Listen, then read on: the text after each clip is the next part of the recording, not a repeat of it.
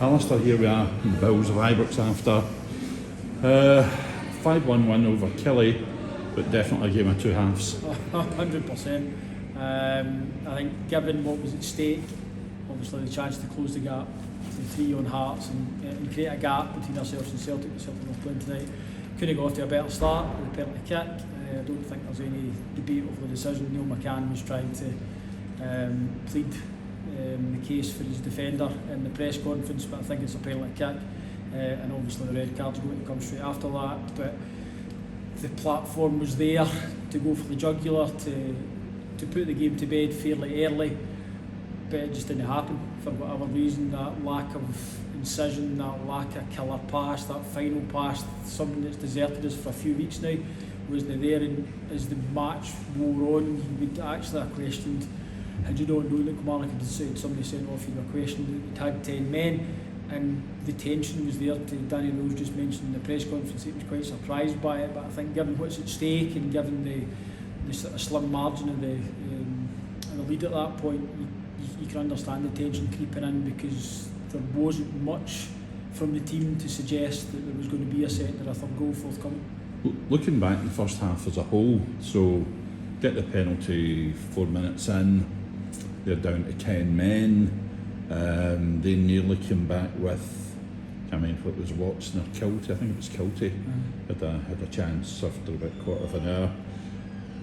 They didn't exactly waltz through our defence, but it was like one pass just opened up. There was a fragility there, which we haven't really seen.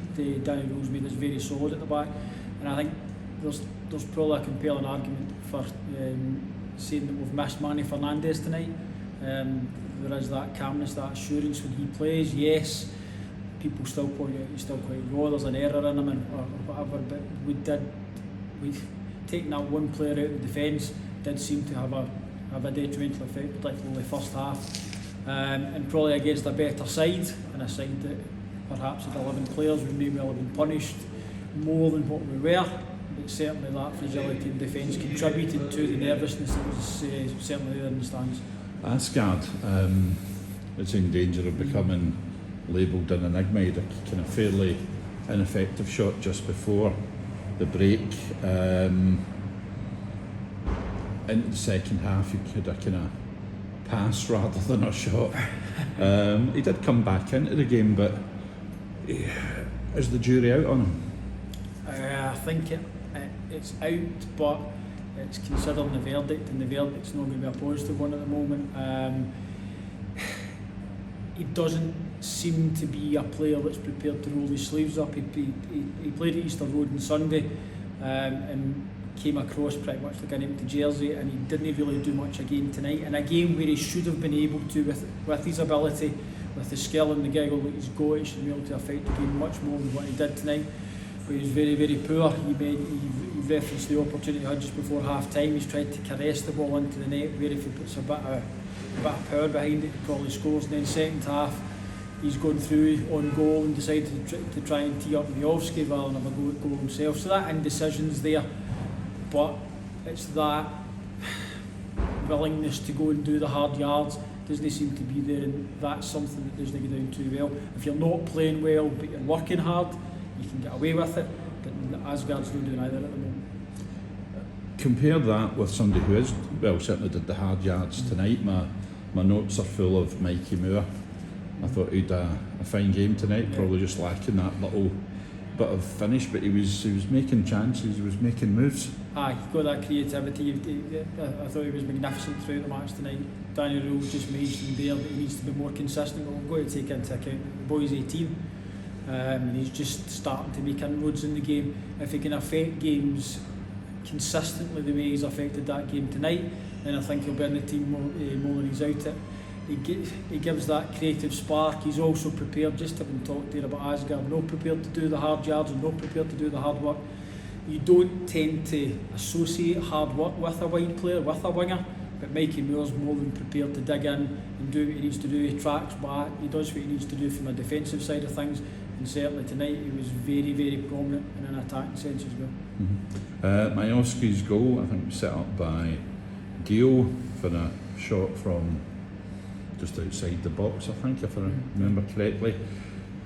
We started the game with the four winter signings on the bench, and started to bring them on. And Skull Olsen scored a goal. I think he had a chance of just a few seconds beforehand. So that was set up by Moore, and he would then, that is, Skull Olsen would set up the fourth goal, and I thought he was quite impressive.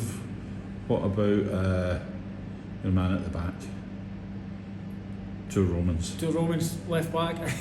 It was actually referenced up in the gantry that we've now got someone to come in to a position of the team where we have got someone in Jade Magoma who has done very little wrong, so it gives the manager a huge decision to make. I think Two Romans probably starts the game on Sunday, but when you go to Motherwell next Wednesday, he's got a very difficult choice between Magoma, who's done, as I say, done very little wrong, but Romans, particularly going forward tonight, when they come on, very positive, looking to get into positions to create opportunities. Also by his presence, whether it be underlapping or overlapping, certainly brought Antman and Moore into the game as well. So a nice dilemma to have, but he was very impressive to Romans this evening. Talking about Mikey Moore again, he got the fifth goal, a place shot from just outside the 6-yard box. Was that kind of final flurry with a couple of goals? The manager was talking there that he thought that the team had took time to open up St Mirren, but they were using that extra man to pull them, to fatigue them. Is he gilding the lily a little bit with that? I think it did. You referenced earlier, game of two halves. I don't think we created a lot first half, but the changes he made, he obviously makes there was a flurry of changes. He brought three players on just after. Miovski makes it 2-0, and the changes did have a positive effect on it.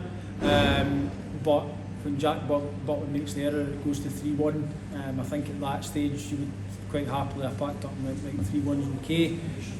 But we created a lot more opportunities second half. We created a lot more opportunities once the new guys come on. So that can only be positive for us going forward in what's going to be a massive couple of weeks. It can sound a little bit ungrateful to have a wee bit of a whinge after we won 5-1. However, there has been in the team, though we're winning most of the games, a little bit of ineffectiveness. I thought tonight there were times where, pretty patterns of play but no end product. With the reinforcements we've got in, Roll again sounding very positive, talking his team up. From what we've seen tonight, do you think that could be that those reinforcements will make a real difference? I mean, certainly Skull Olsen looks a player. Yeah, you've got guys like Skull Olsen who, I mean, in terms of endorsements, they don't come much higher than Brian Laudrup saying that this guy's got potential, he's got the ability, he's got the necessary attributes to be a success at this football club. So I think there's a level of excitement associated with him that's been quelled a wee bit with his performance at Easter Road, which I thought was particularly harsh. I don't think it was the right environment for him to play Sunday, for example. I was surprised he actually wasn't included for the start tonight, but he made a very effective contribution when he came on, and I think the more he gets the opportunity to integrate into the group and get to work with the guys in the training pitch, he'll be effective between now and the end of the season. Nadiri looked good when he came on. He had a really good chance that he should probably have taken, but again, once he gets the opportunity to get more game time and more time with the players, I think he'll score goals for us between now and the end of the season. But of the new guys, the one that stuck out tonight was most definitely Two Romans at left back. And lastly, the manager, I wouldn't say fluffed his lines on it, but he did go out his way to kind of mention the atmosphere in the ground, which I think in the last couple of years has been a problem for us all, mainly because the mismanagement, the club, etc. And I don't think that edge has left us yet. He didn't directly criticise the crowd, but he was talking about standards and expectations.